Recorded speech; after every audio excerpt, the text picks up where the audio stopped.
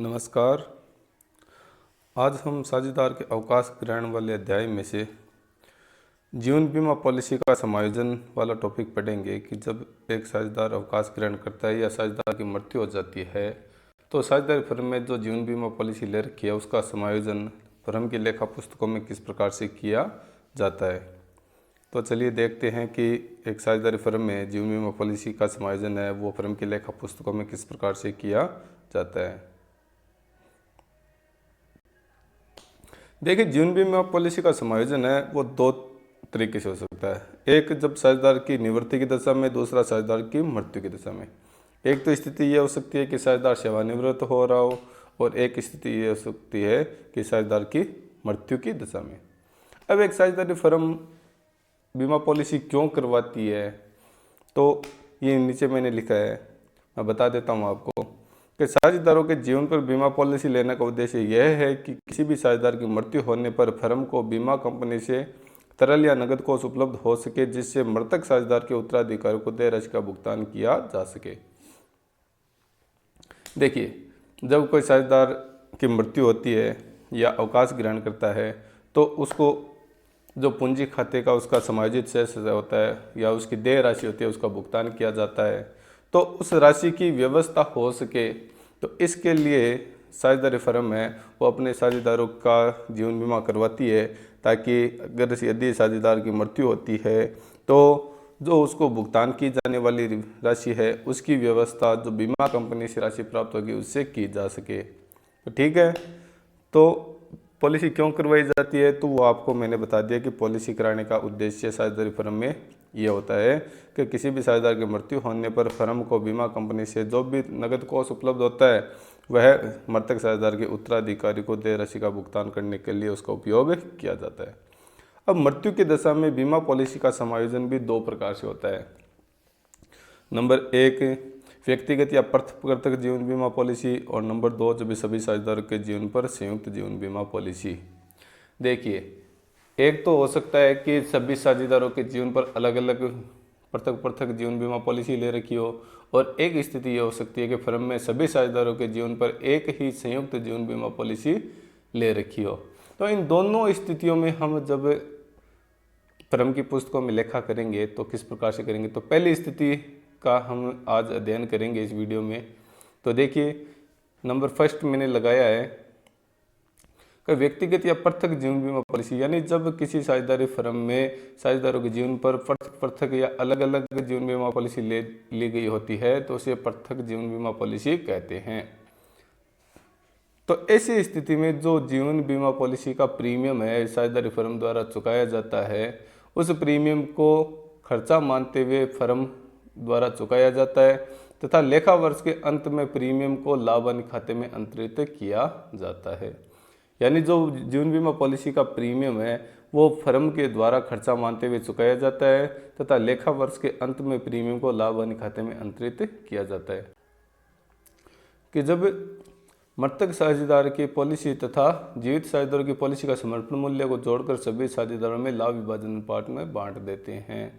तो देखिए कि जब किसी साझेदार की मृत्यु हो जाती है तो मृत साझेदार की तो बीमा पॉलिसी की पूरी राशि प्राप्त हो जाती है, लेकिन जीवित साझेदारों की पॉलिसी का जो समर्पण मूल्य उस दिन होता है उनको जोड़कर सभी साझेदारों में लाभ हानि अनुपात में हम बांट देते हैं। तो इसके लिए कुछ जनरल प्रविष्टियाँ होती है वो देखते हैं। चलिए,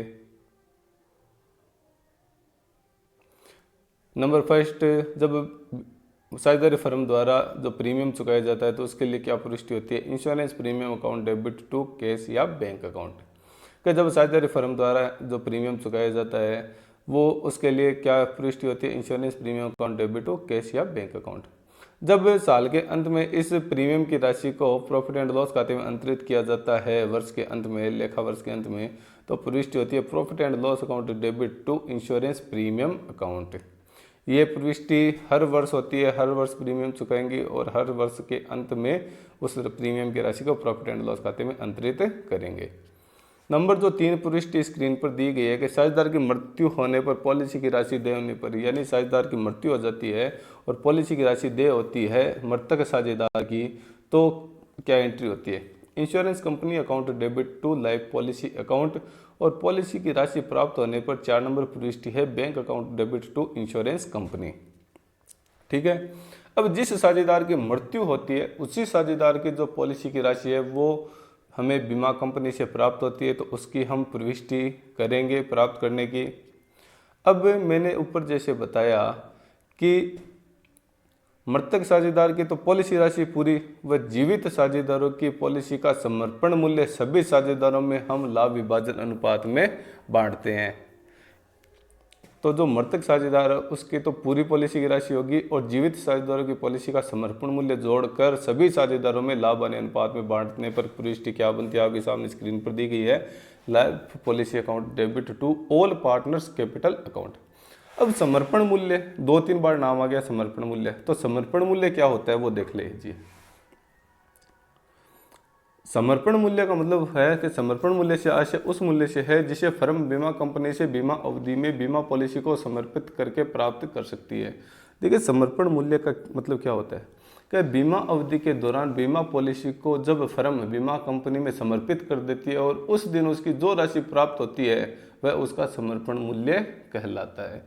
ठीक है, चलिए इसका एक सवाल देखते हैं।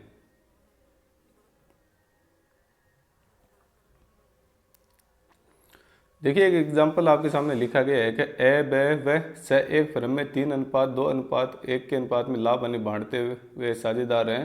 1 अप्रैल 2017 को फर्म ने सभी साझेदारों के नाम की 3 जीवन बीमा पॉलिसी क्रमशः 80,000, 50,000 व 60,000 के लिए। देखिए 1 अप्रैल 17 को फर्म ने सभी साझेदारों ए बी सी पर क्रमशः 80,000, 50,000 और 60,000 रुपये की जीवन बीमा पॉलिसी ली है। प्रत्येक पॉलिसी पर क्रमशः 10,000, 6,000 और 4,000 बीमा प्रीमियम चुकाया जाता है। तो कुल बीमा प्रीमियम हो गया 10 और 6 16 और 4 20,000 रुपये बीमा प्रीमियम फर्म चुकाती है तीनों की पॉलिसी पर। ठीक है, आगे लिखा है बीमा प्रीमियम को लाभ हानि खाते से चार्ज किया जाता है। 1 जुलाई 2017 को सह की मृत्यु हो गई तथा उसकी बीमा पॉलिसी की पूरी राशि 3 जुलाई को प्राप्त हो गई।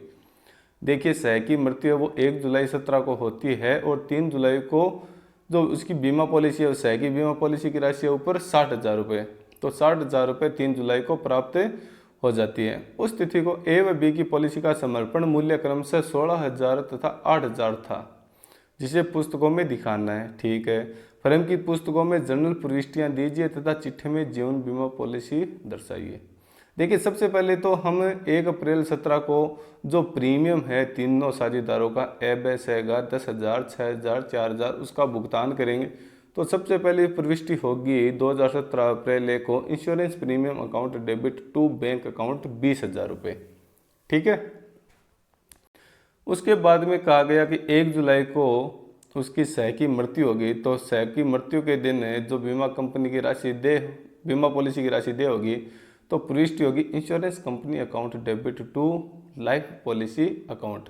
तो सह की पॉलिसी की राशि थी 60,000 रुपये, तो ये हमने ड्यू कर दी। 3 जुलाई को राशि प्राप्त होने के लिए कह रखा है, तो 3 जुलाई को राशि जब प्राप्त होगी बीमा कंपनी से तो प्रविष्टि होगी bank account debit to insurance company account 60,000 रुपये प्राप्त हो गए।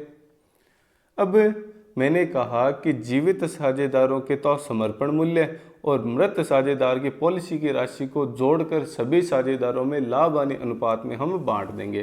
तो देखिए सह की मृत्यु हुई तो सह की तो पॉलिसी राशि है वो 60,000 रुपये है और ए व ब का जो समर्पण मूल्य है वो क्रमशः 16,000 रुपये तथा 8,000 रुपये था। तो 16 और 8 हो गए 24,000 रुपये और 60,000 में और जोड़ देते हैं 24,000, तो कुल हो गए 84,000 रुपये। तो हमने प्रविष्टि क्या बनाई, life policy account debit to A's capital to B's capital to C's capital. 84,000 रुपये को ए बी सी में 3:2:1 में जब बांटा तो ए के आगे 42,000 रुपये, बी के आगे 28,000 रुपये, सी के आगे 14,000 रुपये। तो पृथक पृथक जब जीवन बीमा पॉलिसी ली गई होती है साझेदारों के जीवन पर तो हम इस प्रकार से लेखा पुस्तकों में प्रविष्टि करती है। अब इसमें और कहा गया है कि फर्म की पुस्तकों में जनरल प्रविष्टियां दीजिए तथा चिट्ठी में जीवन बीमा पॉलिसी दर्शाइए। तो मैं आपको एक बात बता देता हूं कि जो बैलेंस शीट है तो बैलेंस शीट में जो पॉलिसी होती है उसका समर्पण मूल्य संपत्ति पक्ष में दिखाया जाता है। किस पक्ष में? संपत्ति पक्ष में। तो ए का 16,000 और बी का 8,000, कुल 24,000 रुपये समर्पण मूल्य और बी की पॉलिसी का है। तो इसको हम बैलेंस शीट के संपत्ति पक्ष में दिखाएंगे लाइफ पॉलिसी के नाम से। देखिए balance sheet of new firm assets में लाइफ पॉलिसी 24,000 रुपये हमने दिखा दिया। तो इस प्रकार से हम जब एक साझेदार की मृत्यु होती है और साझेदारों के जीवन पर पृथक पृथक जीवन बीमा पॉलिसी ली गई होती है तो फर्म के लेखा पुस्तकों में समायोजन इस प्रकार से करते हैं ऊपर दिए गए उदाहरण के अनुसार। तो मैं आशा करता हूं कि ये सवाल आपके समझ में आया होगा। इसके बाकी सवाल है और उदाहरण है वो आगे की वीडियो में और लेके आएंगे आपके लिए। जो ये जानकारी है वो बोर्ड की परीक्षा के हिसाब से है और महत्वपूर्ण है, तो इसका अध्ययन आप करें। किसी भी प्रकार का प्रश्न पूछना हो, समस्या हो तो आप कमेंट करके पूछ सकते हैं। ये वीडियो आप अपने साथियों के साथ शेयर करें ताकि उनको भी फायदा हो। धन्यवाद।